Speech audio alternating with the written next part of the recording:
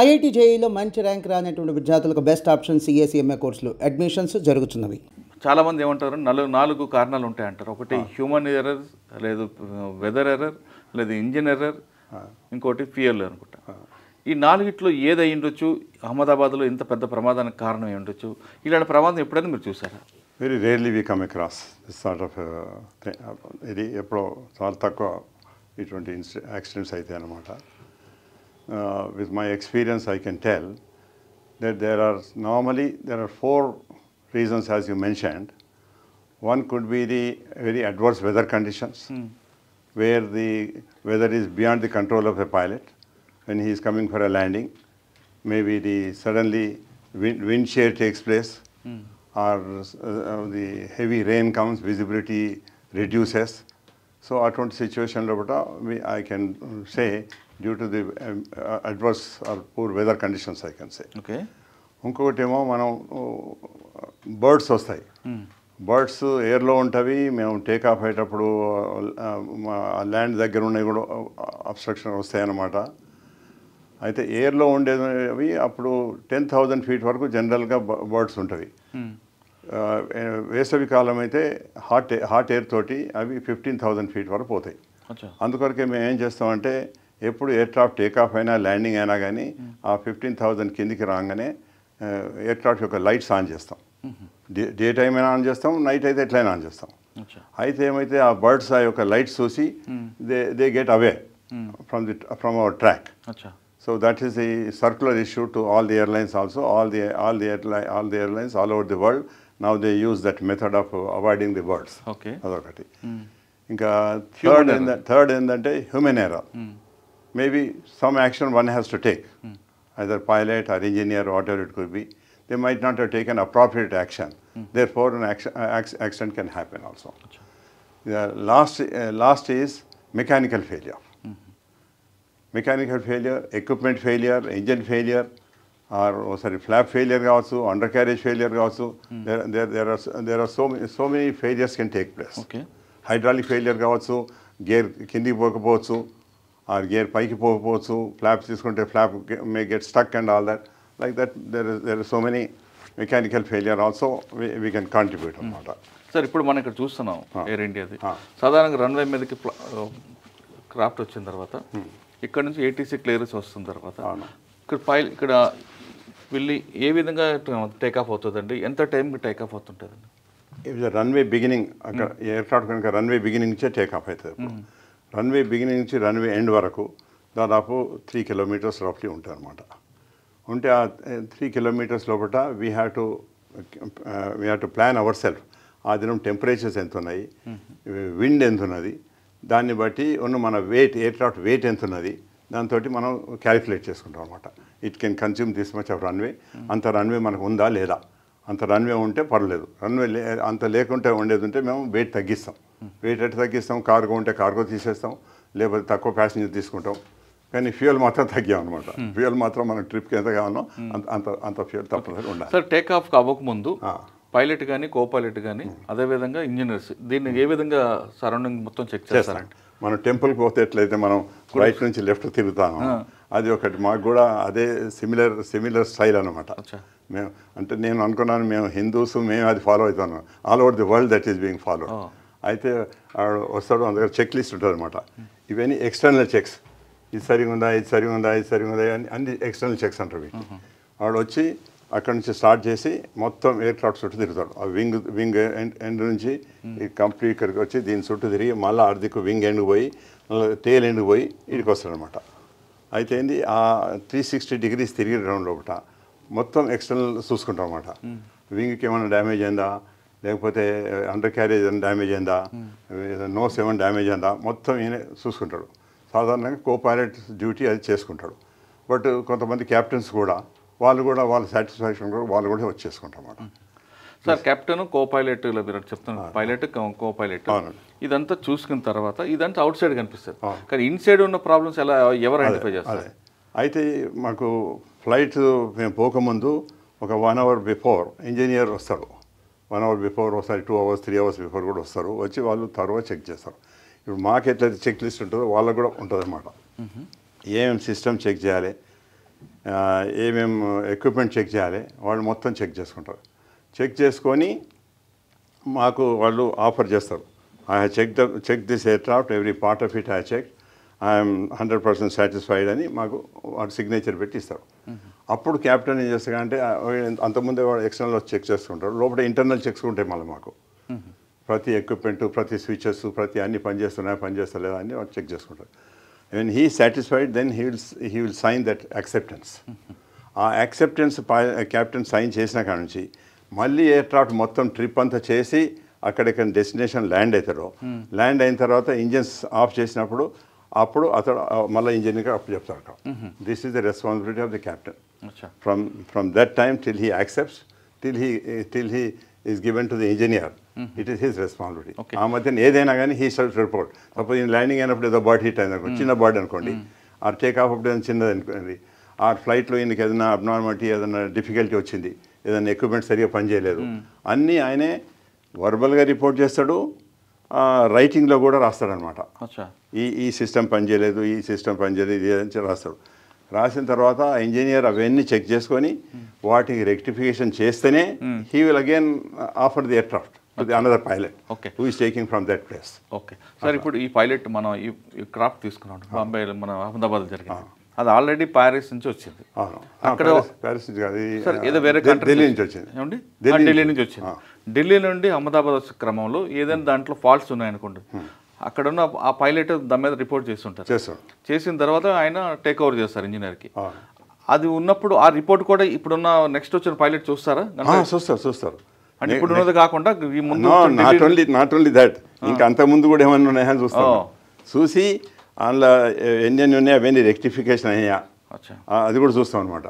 So మళ్ళీ ఈ engineer కూడా అన్ని చూసుకొని ఇతడు కూడా సర్టిఫై చేస్తాడు. సర్టిఫై చేసినాక మేము ఈ ఎక్స్టర్నల్ చెక్స్, ఇంటర్నల్ చెక్స్ అన్ని చేసుకున్న తర్వాత సాటిస్ఫై అయితే we accept that aircraft. Okay sir, ఇప్పుడు మనం ఫ్లైట్ అహ్మదాబాద్ ఫ్లైట్ తీసుకుందాం అంటే, ఇక్కడ మీరు చెప్తున్నట్లుగా రన్వే నుంచి స్టార్ట్ అవుతుంది, 3 కిలోమీటర్ల తర్వాత టేకాఫ్ అవుతుంది. టేకాఫ్ అయినప్పుడు ఫ్యూల్ ఏ విధంగా వింగ్స్కి వెళ్తుంది, టేకాఫ్ అయిన కొద్ది క్షణాల్లో ఎందుకు అది ల్యాప్స్ అయింది అనుకుంటారు? మనం ఇక్కడ చూద్దాం సరే. టేకాఫ్ కొరకు టేకాఫ్ అయినప్పుడు ఎయిర్క్రాఫ్ట్ ఫుల్లీ లోడెడ్ ఉంటాయి. ఎస్పెషల్లీ అహ్మదాబాద్ నుంచి లండన్ పోయే దానిలో ఫుల్ ఫ్యూయల్ తీసుకోవాల్సి వస్తుంది. ఎందుకంటే వాళ్ళు లండన్ నుంచి మన అహ్మదాబాద్ నుంచి లండన్ పోవాలి, లండన్ నుంచి లండన్లో వెదర్ బాగలేకపోతే మళ్ళీ ఇంకొక డైవర్షన్ ఎయిర్ఫీల్డ్ ఉంటుంది, అక్కడికి పోవాలి. ఆడ పోయిన తర్వాత కూడా మళ్ళీ అక్కడ ఏదైనా వెదర్ ప్రాబ్లం ఉంటే 45 minutes he should be able to ఎయిర్లో ఉండి ల్యాండ్ కావాలి. That is the regulation. ఇప్పుడు ఏమవుతుంది, మనం తోవల పోతుంటే పాకిస్తాన్ ఉంది, ఆ పాకిస్తాన్ మీద మనం ఇప్పుడు పోవద్దు, Pakistan air space. So we avoid that and go. When we avoid that and go, it again extra distance we have to cover. So he has to cater extra fuel for that also. అది పోగా మళ్ళీ వీడు weather report తీసుకుంటాడు, ఇక్కడ నుంచి లండన్కి weather ఎట్లుంది, మధ్యన ఏదైనా వెదర్ సివియర్ ఉంది, సైక్లోన్ ఉంది, అక్కడ డిప్రెషన్ ఉంది ఇదని చెప్తే దాని ప్రకారంగా మళ్ళీ ఎక్స్ట్రా ఫ్యూయల్ తీసుకుంటాడు. ఎందుకంటే అక్కడ కూడా వెదర్ ఉంటే వెదర్ని అవాయిడ్ చేసి పోవాలి కదా. ఇదంతా క్యాలిక్యులేషన్ చేసుకునేది క్యాప్టెన్ రెస్పాన్సిబిలిటీ. క్యాప్టెన్ చేసుకొని కమర్షియల్ వాళ్ళు ఉంటారు కదా, ఎవరైతే టికెట్ మన ప్యాసింజర్ని తీసుకుంటారో వాళ్ళకి మేము ఇస్తాం అనమాట, ఇంత ఫ్యూయల్ నాకు కావాలి. అయితే వాడు ఏం క్యాలిక్యులేట్ చేస్తారు, ఎయిర్క్రాఫ్ట్ వెయిట్ ఇంత, ఈ ఫ్యూయల్ వెయిట్ ఇంత, ప్యాసింజర్స్ ఇంతమంది ఉన్నారు, ఈచ్ ప్యాసింజర్ రఫ్లీ వీ టేక్ 75 kilos. 100 passengers ఉంటే 100 into 75, 1000 ఉంటే 1000 into 75. That is the calculation generally. మనం ఈచ్ ప్యాసింజర్కు బ్యాగేజ్ ఉంటుంది, అట్లీస్ట్ ఒక 10 kgs అనుకోండి, 10 kg hand baggage. Check in baggage ఉంటుంది కదా, అదొక 50 అంటే దాదాపు 100 pounds అంటే ఒక 60 kg అని ఉంటుంది. ఓకే, సో అట్లా మేము క్యాలిక్యులేట్ చేసుకుంటాం. చేసుకొని అతడు చెప్తే అంటే సార్ ఈ ఫ్యూయల్ ఇంత తీసుకుంటాం వీలైతే లేదు, ఈ లోడ్ ఉంది అంటాడు. చెప్తే లోడ్ ఆఫ్ చేసేది, మాకైతే ఫ్యూయల్ అయితే కావాలి అంటే వాడు ఏం చేస్తారు, ఫస్ట్ కార్గో ఆఫ్లోడ్ చేస్తాడు. విన్నారా, కార్గో ఆఫ్లోడ్ చేసేసి ఆ ఫ్యూయల్ మాత్రం మాకు తప్ప ఇస్తాడు. ఒక్కొక్కసారి ఏమైందంటే మేము ఈయన అడ్వాన్స్ చెప్తాం, మాకు ప్రోగ్రామ్ చేస్తారు, రేపు నేను ఈ ఫ్లైట్ చేస్తానని తెలుస్తుంది. తెలిస్తే నాకు తెలుసు, నేను ఎప్పుడు స్టడీ చేస్తుండే కదా వెదర్, ఏం చెప్తాను, రేపు నేను ఆ ఫ్లైట్ చేస్తున్నా, ఇక్కడ నుంచి మన దుబాయ్ చేస్తున్నా, తొవ్వలేదో వెదర్ బాగుంది, అందుకని మీరు మొత్తం ప్యాసింజర్స్ యాక్సెప్ట్ చేయకండి అంటే వాడు ఒక 10 passengers లాస్ట్ యాక్సెప్ట్ చేయక పక్క పెడతాను. నేను పోయి క్యాప్టెన్ పోయి అక్కడ అవి ఫ్యూయల్ రిక్వైర్మెంట్ అంతా చేసుకున్న తర్వాత వెయిట్ ఉంటే ఆ 10 తీసుకుంటాం, వెయిట్ లేకపోతే ఆ 10 తీసుకోమన్నమాట. అట్లా అవుతుంది. అచ్చా sir, air craft land take off అయ్యే ముందు ఇందులో కొన్ని పార్ట్లు పైకి లేస్తాయి. అదే అంటే నేను చెప్తాను. ఇప్పుడు this is known as wings. ఇవి ఫ్లాప్స్. ఇక్కడ నుంచి ఇక్కడ దాన్ని ఫ్లాప్ అంటారు. ఈ ఫ్లాప్ మనకు ల్యాండింగ్ వచ్చినప్పుడు ఇక్కడ నుంచి ఇంతవరకు ఎక్స్టెండ్ అవుతుంది. అచ్చా.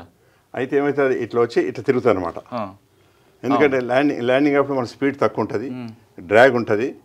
This also creates lift. ఇంతవరకు లిఫ్ట్ వస్తుంది, దాని తర్వాత డ్రాగ్ వస్తుంది అనమాట. ఓకే. అది that is the system for landing. Take off చేసినప్పుడు ఏం చేస్తాం, దీన్ని ఇంతవరకు తీసుకుంటాం.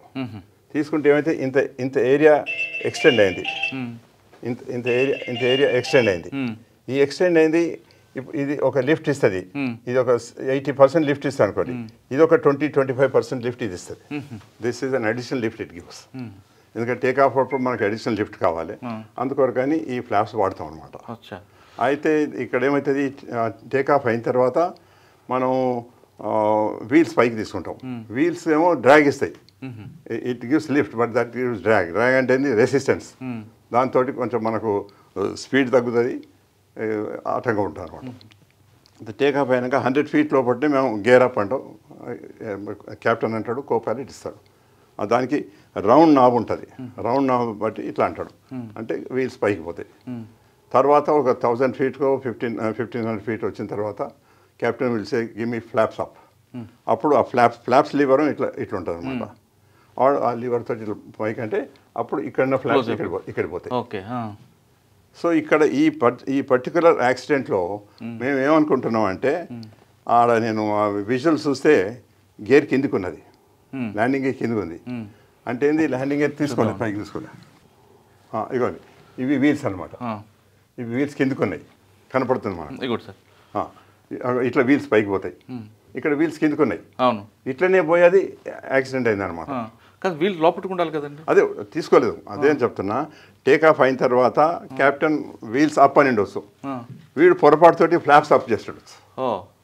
ఎవరికి ఏంది, వీల్స్ ఏమో డ్రాగ్ ఇస్తున్నాయి, ఈ లిఫ్ట్ పోయింది. లిఫ్ట్ పోయే వరకు ఎయిర్ క్రాఫ్ట్ సింక్ అవుతుంది. ఆ సింక్ అయిన వరకు ఇంత అక్కడ బిల్డింగ్స్ ఉన్నాయి, బిల్డింగ్స్ మీద సింక్ అయినట్టు.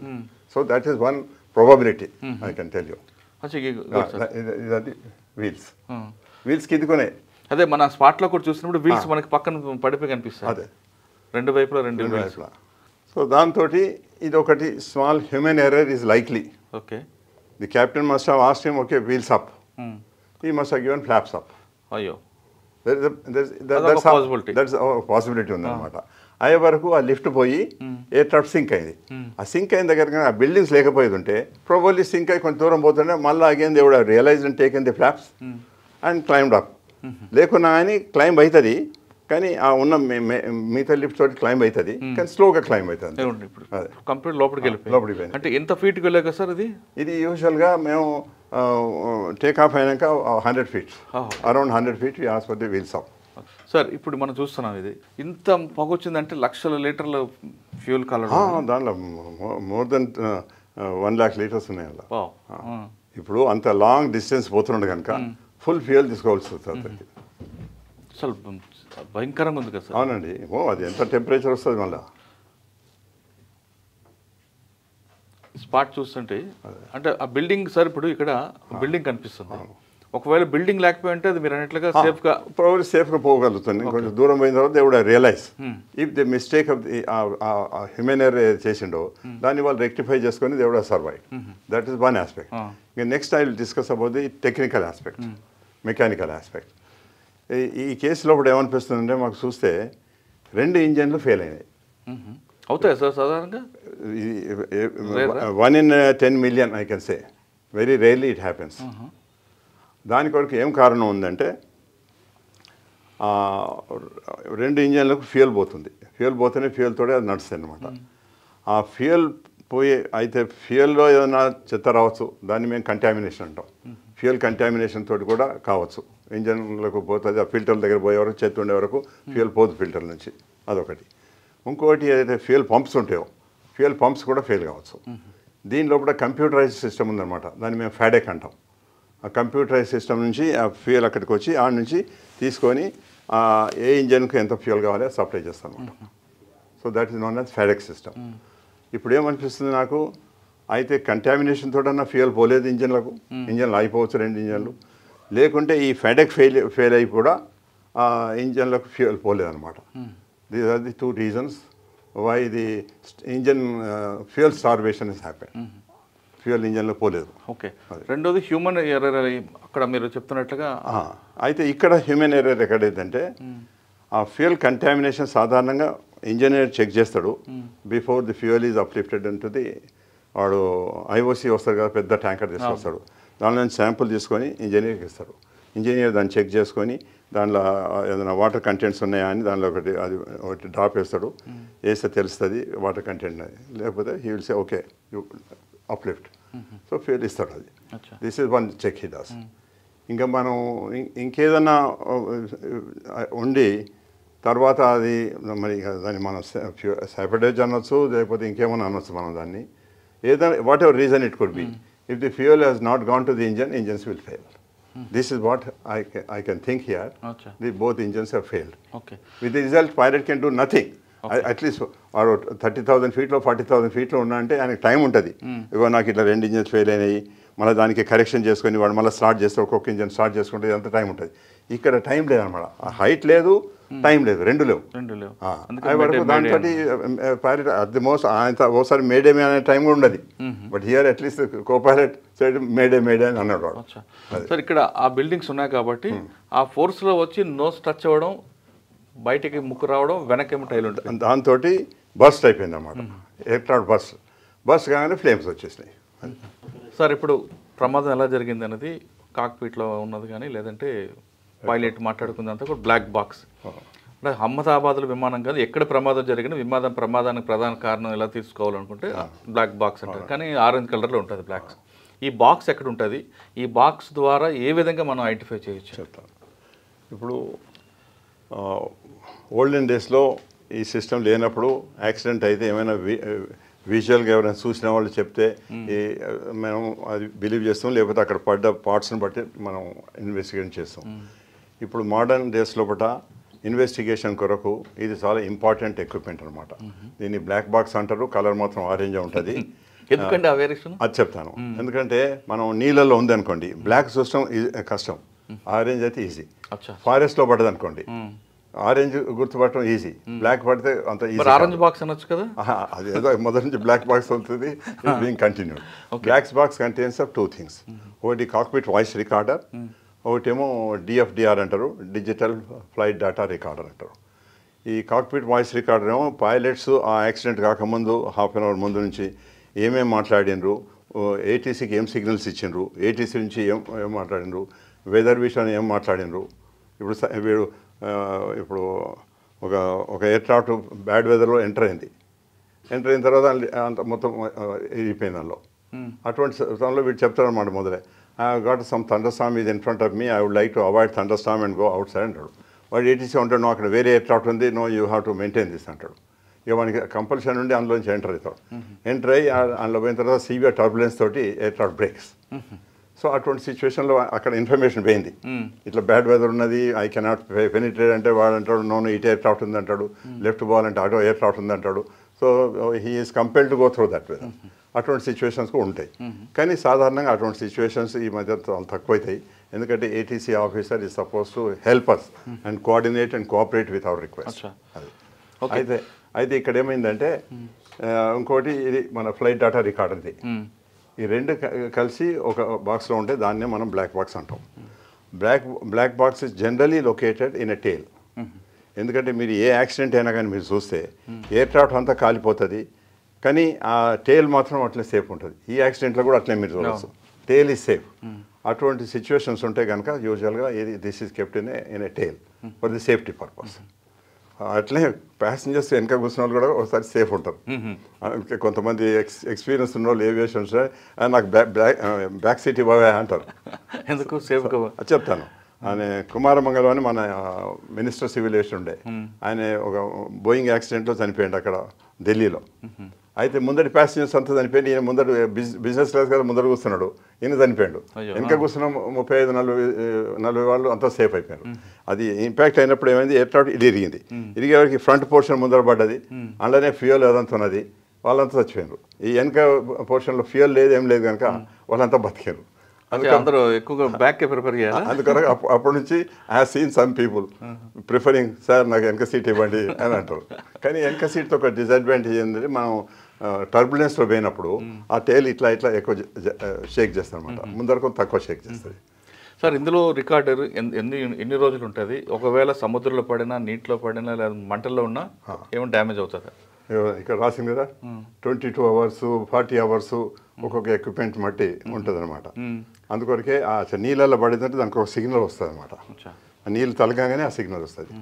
ఆ సిగ్నల్ తోటి కూడా మనం గుర్తుపట్టి లొకేట్ చేయవచ్చు అనమాట. మంటల్లో పడితే ఆ సిగ్నల్ మనకు కనపడుతుంది. అంత మంట అయిపోయిన తర్వాత తీస్తే ఆ బాక్స్ సేఫ్గా ఉంటుంది. ఏం డ్యామేజ్ అది ఒక అటువంటి మెటీరియల్ తోటి చేస్తారు అనమాట. సార్ కాక్పిట్లో వాయిసే కాకుండా ప్రయాణికులు మాట్లాడుకున్న వాయిస్ కూడా రికార్డ్ అవుద్దా? లేదు, only cockpit voice record. Cockpit నుంచి కనుక ఆయన ఏదైనా అనౌన్స్ చేస్తాడు అది రికార్డ్ అవుతుంది. ఇప్పుడు నేను మీకు చెప్తాను, నేను ఒకసారి విజయవాడ నుంచి హైదరాబాద్ వస్తున్నాను యాబ్రో విమానంలో. నాకు రైట్ ఇంజన్ ఫైర్ అయింది. It was in the night. ఆ ఫైర్ వచ్చే వరకు ప్యాసింజర్స్ అంతా మంట చూసి భయపడిపోయారు అనమాట. భయపడితే ఎయిర్ హోస్టెస్ లోపలికి వచ్చి సార్ మంట అని వచ్చింది. నేను చెప్పిన షిప్ అని చెప్పి నేను అది యాక్షన్ తీసుకుని దాన్ని కంట్రోల్ చేసిన. మాకు ఫైర్ ఎక్స్టెన్షన్ ఉంటుంది, ఫైర్ ఎక్స్టెన్షన్ తోటి కొట్టేస్తే కంట్రోల్ అయిపోయింది. తర్వాత నేను చెప్పిన ఇప్పుడు now go and see sir మంట పోయింది. So that's the action we had taken. That's the appropriate action a pilot is suppose to take. దాని కొరకు కూడా కొన్ని సెకండ్స్ టైం ఉంటుంది అనమాట. ఆ సెకండ్స్ లోపలనే మనం చేసేది ఉంటే ఆ ఫైర్ ఆ లోపలనే కన్ఫైన్ ఉంటుంది, ఆ ఎక్స్టింగ్విషర్కి ఎక్స్టింగ్విష్. అది మనం డిలే చేసేది ఉంటే ఆ ఫైర్ బయటకు వచ్చిన తర్వాత మనకి కొడితే ఆ లోపల కంట్రోల్ అయితే బయట కంట్రోల్ కాదు. అందుకొరకే when we give training to them we insist upon it that they should identify as quick as possible and take action as quick as possible. Sir ఇప్పుడు హెయిర్ హోస్టల్ లోపలికి వచ్చేసి పాసెంజర్ టెన్షన్ పడుతున్నారు sir అని చెప్పారు. ఇంకోటి నేను అది అయిన తర్వాత మీరు వాళ్ళకి రెస్పాండ్ అవుతారా? అదే అయితే నేను ఆ సిచ్యువేషన్ ఏం చేసినానంటే మీరు ఫస్ట్ ఏటీసీకి ఇన్ఫార్మ్ చేసిన, ఇట్లా నాకు ఫైర్ ఉంది, ఒక ఇంజిన్ మీద వస్తున్నా, నాకు ప్రియారిటీ ఇవ్వండి ల్యాండింగ్ కొరకు. ఓకే చేసిన తర్వాత నేను ప్యాసింజర్కి అనౌన్స్ చేసిన, since it's the night you almost have notice right side ఇంజిన్కి ఫైర్ వచ్చింది. Now you can see I have controlled it also with all my experience and actions. So you don't have to worry at all. మీరేం కూడా కొంచెం రంది పెట్టుకునే అవసరం లేదు. Will be landing safe. కానీ ఒకటి ఏంటంటే మనం ఈ ఒక ఇంజన్ షట్ డౌన్ చేసినా కనుక స్పీడ్ తగ్గిపోతుంది, మనం 10 minutes ఎక్కువ లేట్గా ల్యాండ్ అవుతాం అని చెప్పిన. They are confident. అది తర్వాత మళ్ళీ ఆ దినం అక్కడ లైట్నింగ్ అవుతుంది అనమాట. ఇటువంటి లైటింగ్ అవుతుంటే ఎయిర్ హోస్టెస్ చెప్తుంది, సార్ అంత లైటింగ్ ఉంది, ప్యాసింజర్స్ అంత వరి ఉన్నారు సార్ అని. అంటే యూ డోంట్ వరీ అని చెప్పిన. చెప్పి మళ్ళీ నేను ప్యాసింజర్ అనౌన్స్ చేసిన, I know since it's the night pitch darkness, you may be seeing some lightning here there. You don't have to get worried. I have weather radar in my aircraft. I will be able to avoid such severe weather and will be able to land safe. But to avoid, I may take another 5-6 minutes extra. Therefore 10 minutes కాదు 15 minutes లేట్గా మనం land అవుతాం అని చెప్పిన. చెప్పేవరకు ఏంటంటే ఆ ప్యాసింజర్కి అది ఒక కంఫర్ట్ అనమాట. మనం ఒకటేమో క్యాప్టెన్ మాట్లాడటమే వాళ్ళ comfort. Second thing is I'm giving them what could be this, what could be దాన్ని ఐడెంటిఫై చేసి చెప్తున్నాను. అట్లా అవి మనం అనౌన్స్ చేస్తాం కదా, అది కూడా కాక్పిట్ వాయిస్లో రికార్డ్ అవుతుంది. ఓకే సార్, కొంతమంది పైలట్ కో పైలట్ సరదాగా మాట్లాడుకుని కూడా రికార్డ్ అవుతాయి. రికార్డ్ అవుతుంది. ఎయిర్ హోస్టెస్ వచ్చి చెప్పింది కూడా రికార్డ్ అవుతుంది. అది ఒకసారి ఇబ్బంది అవుతుంది కదా సార్. అందుకొరకే we have to be cautious and careful. అది యూజువల్గా లాస్ట్ హాఫ్ అన్ అవర్. ఇప్పుడు flight is 9 hours, you can talk anything, but last half an hour ఎందుకు? ఎందుకంటే హాఫ్ అన్ అవర్ మనం అయితే పర్సనల్గా మాట్లాడుకుంటాం అనుకోండి, మాట్లాడుకుంటే అది రికార్డ్ అయ్యేది ఉంటే. ఇప్పుడు ఏం చేస్తామంటే మేము as when I was director of flight safety, I use to send my officers to go to the area and pick up the cockpit voice recorder and put a new one they. వాళ్ళు ఏం మాట్లాడుకున్నారు, వాళ్ళు check list ప్రాపర్గా follow అవుతుండ్రా, procedures సరిగా follow అవుతుండ్రా అని నేను check చేస్తాను అనమాట.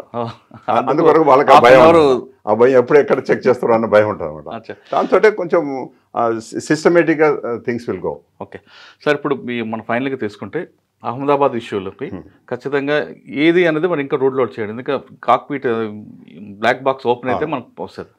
ఆ బ్లాక్ బాక్స్ ఓపెన్ అయినప్పుడు ఇప్పుడు మనం అనుకున్నవి ఏదైతే మెకానికల్ ఫెయిలియర్ అనుకున్నామో అవి దాంట్లో తెలుస్తాయి అనమాట. అది ఫ్యూయల్ ఇంజిన్కి పోయిందా లేదా, ఎందుకు పోలేదు, ఇజ్ ఇట్ ఫిల్టర్స్ జామ్ అయ్యి కంటామినేషన్ ఆఫ్ దాంతో అయిందా, లేకపోతే ఈ ఫ్యూయల్ పంప్స్ ఫెయిల్ అయినాయా, లేకపోతే అన్నట్టు ఫెడెక్ ఏమైనా ఫెయిల్ అయిందా, ఇవన్నీ తెలుస్తాయి అనమాట. That's a big advantage of it. అట్లే కాక్పిట్లో కూడా వీళ్ళు మాట్లాడుకున్నది, ఇతడు గేర్ అప్ అన్నాడు అనుకోండి, వాడు గేర్ అప్ వేయకుండా ఫ్లాప్ అప్ ఇచ్చాడు, అది రికార్డ్ అవుతుంది. ఆ ఫ్లాప్ ఇక్కడ అట్లే ఉంటుంది ల్యాండింగ్ అప్పుడు, కానీ అది గేర్ ఏమో అట్లే డౌన్ ఉన్నది, ఈ ఫ్లాప్ ఏమో పైకి పోయింది అనమాట. అది పోగదా పైకి. అంటే అక్కడ సీసీటీవీ ఉంటుంది కదా సార్, అక్కడ ఓన్లీ ఆడియో వరకే కదా? ఆడియో ఉంటుంది. కానీ మీరు చెప్తున్నట్టు గేర్ అప్ అనేది ఎలా తెలుస్తుంది? గేర్ అప్ అని అంటే ఇప్పుడు మనం చూసిన గేర్ డౌన్ ఉంది కదా, టైర్లని లోపలికి వెళ్ళలేదు. So that is a proof that he has not taken gear up, but he has taken the flaps up. అయ్యో, అనుకోవచ్చా సార్? బై మిస్టేక్ అనమాట. That is a human error we call it. So sir ఇటువంటి ఇకపై జరగకుండా ఉండాలంటే senior పైలట్కి మీరు ఏం చెప్తారండి? యాక్సిడెంట్ జరుగుతాయి కానీ ఇంత మేజర్గా జరగకుండా ఉండాలి. We give continuous training. ఈ కో పైలట్స్కు ట్రైనింగ్ ఇస్తాము, క్యాప్టెన్స్కి ట్రైనింగ్ ఇస్తాము. మళ్ళీ తర్వాత ప్రతి 6 monthsకు ప్రతి pilot has to undergo medical. Not medical with some doctor కాదు, మెడికల్ బోర్డ్. మెడికల్ బోర్డు పోయి 5-6 డాక్టర్స్ ఉంటారు. వాడు హార్ట్ చెక్ చేస్తాడు, ఒకడు ఐ చెక్ చేస్తాడు, ఒకడు ఇవన్నీ చెక్ చేస్తాడు. ఆ మెడికల్ బోర్డు నుంచి ఎవ్రీ 6 months ఉంటుంది. Every 6 months we have got ఇది రిఫ్రెషర్ కోర్స్ అని. రిఫ్రెషర్ కోర్సు వాళ్ళు వచ్చినప్పుడు ఇట్లా ఏమైనా అడ్వాన్స్మెంట్ ఏమైనా వచ్చేది ఉంటే we brief them, this is the latest equipment, this is how it function, this is how ఇది అని చెప్తాం అనమాట. Refresher course. మళ్ళీ రిఫ్రెషర్ కోర్సులో we will also ask them to demonstrate on the simulator. I give some emergencies. ఆ emergencies ఆయన సరిగ్గా చేస్తుండా లేదా, చేయకపోతుంటే వి ఫెయిల్. కొంతమంది వాడు కెప్టెన్గా వాడు 6,000 గంటలు 7,000 గంటలు కూడా చేసి వస్తాడు. ఆ instructor examiner like me, I check him and I find him that he is not doing the properly, I fail him. So fail చేసి ఏం చేస్తాం అంటే మంచిది, you have to undergo additional training. వాడు మళ్ళీ అడిషనల్ ట్రైనింగ్ చేసుకొని రావాలి. వచ్చిన తర్వాత మళ్ళీ again we examine and then we clear him to fly as a captain అనమాట. సార్ ఎక్కువ ఎయిర్ ఇండియాలో బోయింగ్కే ప్రమాదం ఎందుకు వస్తుంటాయండి? అట్లా ఏం లేదు, this could be bad luck up there, but ఎయిర్క్రాఫ్ట్లో యాజ్ ఇట్ ఈస్ ఓన్లీ బోయింగ్కే వస్తున్నాయి, ఎయిర్ బస్కే వస్తలేవు అని అట్లేం లేదు. But maybe in some period some Boeings might be having some problems. There's a possibilities there. ఇవి ఏమవుతుందంటే మొత్తం ప్రపంచంలో ఈ రెండే కంపెనీస్ ఉన్నాయి, Airbus and Boeing, which have been very reputed companies and which have been manufacturing very safe and good aircrafts. అందుకొరకు ఏ airline పోయినా కానీ వాడు అయితే బోయింగ్ అని ఆర్డర్ ఇస్తాడు, లేకపోతే ఎయిర్ బస్ అని ఆర్డర్ ఇస్తాడు. కొన్ని ఎయిర్లైన్లలో వాడు కొన్ని బోయింగ్ తీసుకుంటాడు, కొన్ని ఎయిర్ బస్ తీసుకుంటాడు. So this is how it is. Only ఈ ఎయిర్క్రాఫ్ట్ కూడా 13 years నుంచి ఫ్లై చేసింది. ఎప్పుడు ఎటువంటి మేజర్ డిఫెక్ట్, ఇప్పుడు ప్రతిదానికి మెయింటెనెన్స్లో కొన్ని చిన్న ప్రాబ్లమ్స్ వస్తాయి, దట్ కెన్ బి రిపేర్డ్. ఇప్పుడు దీంట్లో కూడా ఎవరో ప్యాసింజర్ చెప్పినాడే ఢిల్లీ నుంచి అహ్మదాబాద్ వచ్చినప్పుడు ఈ టీవీ పని చేయలేదు, ఏసీ పని చేయలేదు, ఏదైనా చెప్పారు. They are small things that would not affect the safety of the aircraft. అవన్నీ ఇంటర్నల్ లోపల అంతే అనమాట, కానీ దాంతో సేఫ్టీ ఎఫెక్ట్ కాదనమాట. అది సార్ సాధారణంగా దీని మీద ఎంక్వైరీ చేయాలంటే డీజీస్తో పాటు ఎవరెవరు ఇందులో ఇన్వాల్వ్ అవుతారండి? ఇప్పుడు అహ్మదాబాద్ విషయంలో తీసుకుంటే ఎన్ఐ కూడా ఇన్వాల్వ్ అయింది, అమెరికా నుంచి వస్తున్న కంపెనీ కూడా ఇన్వాల్వ్ అయింది. అది ఇప్పుడు any accident it takes place, it has to be thoroughly investigated to find out what was the cause of the accident and how best we can prevent. మళ్ళీ ఇటువంటి ఫ్యూచర్లో ఇటువంటి యాక్సిడెంట్ కాకుండా మనం ఏం యాక్షన్ తీసుకుంటే బాగుంటుంది. That is the purpose of investigation, not that to put a blame on the engineer, to put on the pilot or something like that. ముఖ్యంగా మనం తెలుసుకునేది ఏంటంటే అది ఎట్లా అయింది, ఎందుకు అయింది, ఎట్లా మనం కాకుండా మనం ప్రికాషన్ తీసుకోవచ్చు. అది దాని కొరకు there is a air accident investigation bureau అని ఒకటి, అది మన మినిస్ట్రీ ఆఫ్ సివిలేషన్ ఉంది. ఇంకోటి డీజీసీఏ అన్నారు, regulators. These are the 2 people who participate. But దీంట్లో బోయింగ్ ఎయిర్క్రాఫ్ట్ వేరే దేశంది ఇన్వాల్వ్ అయింది కనుక ఎన్టీఎస్బీ అని అమెరికా నుంచి ఉన్నది, దాన్ని కూడా మనం ఇన్వాల్వ్ చేస్తున్నాం అన్నమాట. ఎందుకంటే they are also got very expert opinion and expert people are working in that organisation. అయితే దీనిలో ఏమవుతుంది, very senior engineers, experience pilots will participate in that. అయితే వాళ్ళు ఎయిర్లైన్ నుంచి ఉంటారు, మ్యానుఫ్యాక్చర్ నుంచి ఉంటారు, ఈ రెగ్యులేటర్స్ ఉంటారు, మినిస్ట్రీ నుంచి ఉంటారు, వీళ్ళందరూ ఉంటారు అక్కడ. ఇప్పుడు ఇక్కడ ఎన్టీఎస్పీ కూడా ఇంక్లూడెడ్. ముందు ఇటువంటి అయితే ఏమవుతుందంటే సాధారణంగా ఇటువంటి యాక్సిడెంట్లో కూడా పైలట్స్ వస్తారు.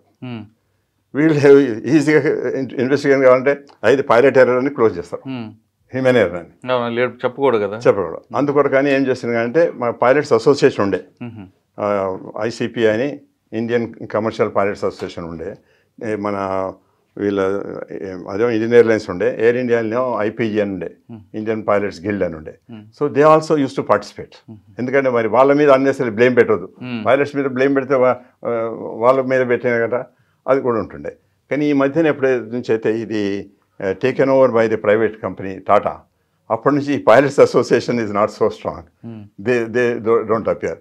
ఈ పైలట్ ఏదైనా పోయి ఏదైనా ఎర్రర్ రాస్తే ఎయిర్క్రాఫ్ట్ అక్కడ గ్రౌండ్ అవుతుంది కదా, ఆ పైలట్ మీద వాళ్ళు యాక్షన్ తీసుకుంటారు, వాడు భయపడతాడు. అది ఉన్నది కూడా వాడు రాడు అనమాట, ఎందుకంటే రాసేదంటే వాడి మీద యాక్షన్ ఉంటుంది. అందుకొరకు ఆ ఫెయిర్నెస్ ఉండాలంటే they should have that liberty. ఇంజనీరే కానీ పైలట్ కానీ షుడ్ హ్యావ్ ఎ లిబర్టీ. ఏంటంటే ఫైనాన్షియల్ కండిషన్స్, ఇప్పుడు వాడు ఇంజనీర్ అంటే సరే ఇది పని చేస్తే ఇది రీప్లేస్ చేయాలి అంటే ఆ రీప్లేస్ చేయాలంటే it cost so much of money, financial again financial. ఇంకొకటి స్పేస్ సరిగా సప్లై కాకపోవచ్చు, ఆ స్పేస్ ఉండకపోవచ్చు కూడా. అటువంటి కన్స్టిట్యూన్స్లో కూడా అదే చలావ్ అని చేయవచ్చు. అందుకొరకు ఆ స్ట్రిక్ట్నెస్ ఉండాలి, మెయింటెనెన్స్ స్టాండర్డ్స్ మెయింటైన్ చేస్తాం. That is very important. Sir వీళ్ళందరూ ఇన్వెస్టిగేషన్ చేసి ఎప్పుడో రిపోర్ట్ ఇవ్వాలి, టైం బాండ్ ఉంటుందండి? ఉంటుంది. ఇప్పుడు మనుషులు చనిపోయింది కనుక దీనిలో ఒక హైకోర్టు జడ్జిని కూడా పెడతారు, రిటైర్డ్ జడ్జి యాక్టివ్ జడ్జి పెడతారు అనమాట. So there is lot of lengthy process are there. So it takes sometimes few months, sometimes few years also it takes. మీకు తెలిసిన ఒక ఎయిర్బస్ 300 ఎయిర్క్రాఫ్ట్ తిరుపతి దగ్గర ల్యాండ్ అయ్యింది, ప్యాడీ ఫీల్డ్స్లో ల్యాండ్ అయ్యింది. అవును, చిరంజీవి అందరూ దానిలో I was also in the investigation board అనమాట. So I know it he's taken more than 7 to 8 months. ఎందుకంటే ఎన్నో దానికి కోర్టు ప్రకారంగా ఎన్నో ఎగ్జామిన్ చేయవలసి వస్తుంది. ఐ విట్నెస్లు ఎవరు చూసినారు, ఎవరు చేసినారు. పైలట్ ఉన్నాడు కదా సార్ అందులో? పైలట్ ఉన్నాడు. అందుకొరకే the truth could come out. అయితే ఆ పైలట్ ఏం చేసిన, that pilot was I also trained him. ఆయన ఏమన్నా అంటే ఇప్పుడు ఇటువంటి బ్యాడ్ వెదర్, పూర్ విజిబిలిటీ ఉన్నప్పుడు that aircraft is equipped with auto landing system. Poor విజిబిలిటీలో ఆటో ల్యాండింగ్ తోటి వచ్చి ల్యాండ్ కావచ్చు. ఇప్పుడు అట్లే కెనడాలో, యూరోప్లో ఈ వింటర్ సీజన్లో పూర్ విజిబిలిటీ ఉంటుంది. ఎట్లా how they are landing because of that auto landing system. మంచి అడ్వాన్స్ ఇన్స్ట్రుమెంట్ ల్యాండింగ్ సిస్టమ్ ఉన్నది, దాంతో ల్యాండ్ అవుతుంది అనమాట. సార్ మన దగ్గర ఇప్పుడు జీరో విజిబిలిటీ ఉందా శంషాబాద్ కానీ ఎక్కడైనా సరే? నో, జీరో విజిబిలిటీ కాదు, కానీ 200 meters తోటి ల్యాండ్ అవటం ఢిల్లీలో ఉన్నది, ఇప్పుడు లక్నోలో ఉన్నది, మెల్లమెల్ల కొన్ని ప్లేసెస్ వస్తుంది అనమాట. ఓకే, ఇప్పుడు మీరు చిరంజీవి గారు ఫ్లైట్ విషయం చెప్పి బోయింగ్ది నెల్లూరు దగ్గర ల్యాండ్ అయింది, దానికి కారణం ఎవరిదండి? వెదర్దా? ఎయిర్బస్ ల్యాండ్ అయింది, అది human error. We have suspended that pilot for 2 years. అంటే ఏం చేశాడంటే ఆయన వాళ్ళ దగ్గర ఆటోమేటిక్ ల్యాండ్ చేశాడు. హైదరాబాద్లో వెదర్ మంచిగా లేదు, హైదరాబాద్లో ఆయన ఆటో ల్యాండింగ్ చేసి చేయనుండే. ఆయన ఆటో ల్యాండింగ్ చేయకుండా నేను మెడ్రాస్ పోతాను పేడు. పోతుంటే ఏమైంది అంటే ఆయనకు ఒక ఫ్లాప్ ఫెయిల్ అయింది. ఆ ఫ్లాప్ ఫెయిల్ అయితే ఇప్పుడు సాధారణంగా మేము ఇక్కడ నుంచి మెడ్రాస్ పోతుంటే 32,000 feet వరకు పోతాం. ఆ ఫ్లాప్ ఫెయిల్ ఎవరు 20,000 feetకే పోతాం. ఎవరు ఫ్యూయల్ కన్సంప్షన్ ఎక్కువ అవుతుంది, అది ఆయన క్యాలిక్యులేట్ చేసుకుని. ఇంకోటి ఏంటంటే ఫ్లాప్ ఇట్లా బయటకు వచ్చి ఉంది కనుక స్పీడ్ కూడా తగ్గుతుంది. దర్ 2 penalties, ఒకటి స్పీడ్, ఒకటి హైట్. దాంతో ఫ్యూయల్ కన్సంప్షన్ ఎక్కువైపోయింది. అందుకని ఆయన మెడ్రాస్ చేరకుండా తిరుపతి దగ్గర ల్యాండ్ కావాల్సి వచ్చింది. నెల్లూరు తిరుపతి మధ్యలో అక్కడ ల్యాండ్ అయ్యాడు. అయితే ఆయన ఏంటంటే నాకు ఈ ఆటో ల్యాండింగ్ నాకు నేర్పలేదు, అందుకొరకు నేను ఆటో ల్యాండింగ్ చేయలేదు అన్నాడు. అంటే నేను బుక్ తెప్పించినాను, నేను చెప్పి నేనే నీకు ఆ ట్రైనింగ్ ఇచ్చిన అని నేను జడ్జికి చెప్పిన. గురువు దగ్గర జడ్జికి చెప్పినా అంటే సార్ అని కింద ఈయన సిగ్నేచర్ ఉన్నది, దాని మీద వైట్ పేపర్ పెట్టి ఆయనకే చూపించిన, ఇది ఎవరిది ఇది అంటే, నో నాకు ట్రైనింగ్ ఇవ్వలేదు అంటాడు. పేపర్ తీసి సిగ్నేచర్ అన్నది చెప్పిన, మరి ఇది ఎట్లా చెప్పు అంటే ఇక వాడు నోరు మూసుకున్నాడు అనమాట. అయితే జడ్జి కూడా అన్నాడు అడిగేసి, see because you are there you could take out the truth that you are trained him. అందులో నేను రాసినగా అంటే I had trained him, first I had demonstrated to him, I had trained him, then he has demonstrated to me to my satisfaction అని ఆయన signature, నా signature. So అట్లా అంటే అందులో 2 సంవత్సరాలు సస్పెండ్ అండి. Suspended for 2 years. సార్ ఫైనల్గా మనకు ఒకసారి చెప్పండి, ఇప్పుడు ఈ ఇన్సిడెంట్లో చనిపోయిన ప్రయాణికులకి మాత్రం ₹1 ఇస్తామని ప్రకటించారు, ఆ బిల్డింగ్ కూలిపోయిన హాస్పిటల్కి కట్టిస్తామని ప్రకటించారు టాటా కంపెనీ. కానీ పైలట్ కానీ ఎయిర్ హోస్టెస్ చనిపోయారు కాబట్టి వాళ్ళకి ఏమైనా నష్టపరిహారం ఉంటుందా? వాళ్ళకు కూడా ఇన్సూరెన్స్ కవరేజ్ ఉంటుంది. ఇన్సూరెన్స్ కవరేజ్ వాళ్ళ యొక్క ఏజ్ని బట్టి ఎక్స్పీరియన్స్ని బట్టి అచ్చా. వాళ్ళ ఇన్సూరెన్స్ ఉంటుంది అనమాట. క్యాప్టెన్స్కి ఎక్కువ ఉంటుంది, కంపెనీ ఉంటుంది. ఎయిర్ ఇండియా ఎయిర్ ఇండియా అంటే ఎయిర్ ఇండియా ఇన్సూరెన్స్ లోపల వాళ్ళు they bear the expenditure for ఇది కనుక ఉంటుంది అనమాట. అట్లా అంటే ఒకవేళ హ్యూమన్ ఎర్రర్ అని తెలిసిన తర్వాత ఇస్తుందా? తెలిసినాక కూడా ఇస్తారు. అచ్చా. అదే ఇదివరకైతే ఇచ్చిండ్రు. మరి ఈ కేసులో చూడాలి. They should not say that ఇది కోపైలట్ ఎర్రర్ కానీ కోపైలట్కి ఇవ్వము అని అట్లా ఇదివరకైతే కాలేదు. ఎందుకంటే ఆయనకి ఏం బ్యాడ్ ఇంటెన్షన్స్ లేవు, ఏదో by error he has done it by mistake. ఆయన కూడా చనిపోతాడు, ఆయన కూడా చనిపోయాడు కదా, అందుకొరకు ఇది సిస్టమ్ లేదు ఇదివరకు. అహ్మదాబాద్ లాంటి ప్రమాదం ఇకపై జరగకుండా ఉండాలంటే పైలట్స్కి రెగ్యులర్గా ట్రైనింగ్ అవసరం అంటున్నారు ఎస్ఎన్ రెడ్డి గారు. ఏదో వాళ్ళ సీనియరిటీ ఉన్నా 8 గంటల ప్రయాణం చేస్తారని ఎక్స్పీరియన్స్ కనిపిస్తున్నా రెగ్యులర్ ట్రైనింగ్ చేయాలి. అదేవిధంగా మెడికల్ బోర్డు ముందు వాళ్ళకి కూర్చోబెట్టి వాళ్ళకి ఎలాంటి హెల్త్ ఇష్యూస్ ఉన్నాయనే విషయాన్ని షార్ట్అవుట్ చేస్తే ఇకపై ఇలాంటి సంఘటనలు జరగకుండానికి ఒక ఆపర్చునిటీ ఉంది అంటున్నారు ఎస్ఎన్ రెడ్డి గారు. అహ్మదాబాద్ విమాన ప్రమాదంపై ఎస్ఎన్ రెడ్డి గారితో ఎక్స్క్లూజివ్ ఇంటర్వ్యూ. వచ్చే వారం మరో విషయంలో మళ్ళీ కలుద్దాం. అంతవరకు నమస్తే. Thank you sir. Thank you very much. నమస్తే. Thank you.